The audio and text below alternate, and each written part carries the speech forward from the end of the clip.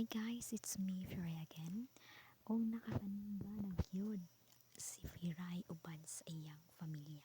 So, among naanad tagabi ni Santo Jude, kay magkakaroon jud ang church kanang veneration sa cross, which is mahalok ka or magis sa cross. Pag human sa misa, nagawas me para sa procession sa Santo Entierro o sa Mother de la Rosa. So, naglakaw mi pagawas sa simbahan. And then, after, nag-waiting mi for the procession. So, nagawas na ang mga sakristan.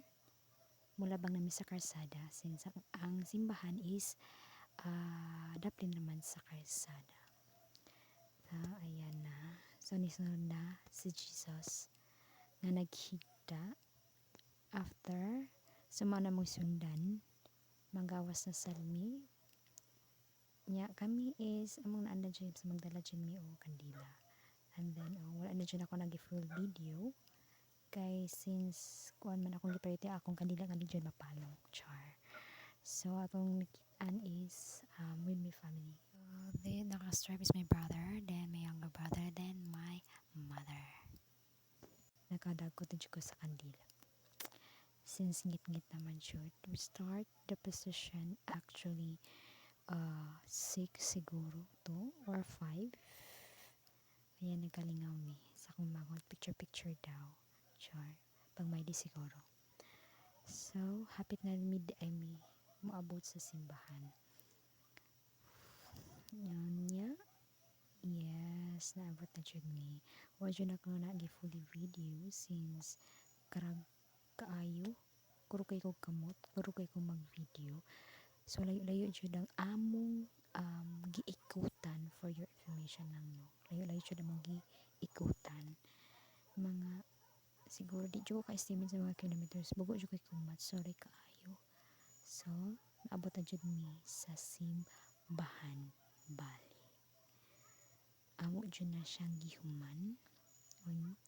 Diba? We started hayag-hayag pa. Pagbalik mo gabi na.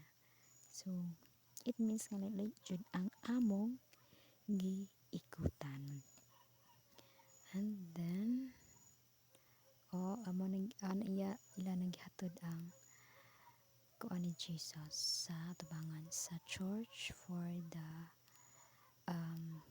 kanang paasuhan sila or ampuan. And then, mauto nagwaiting pa sa uban nga mga santos.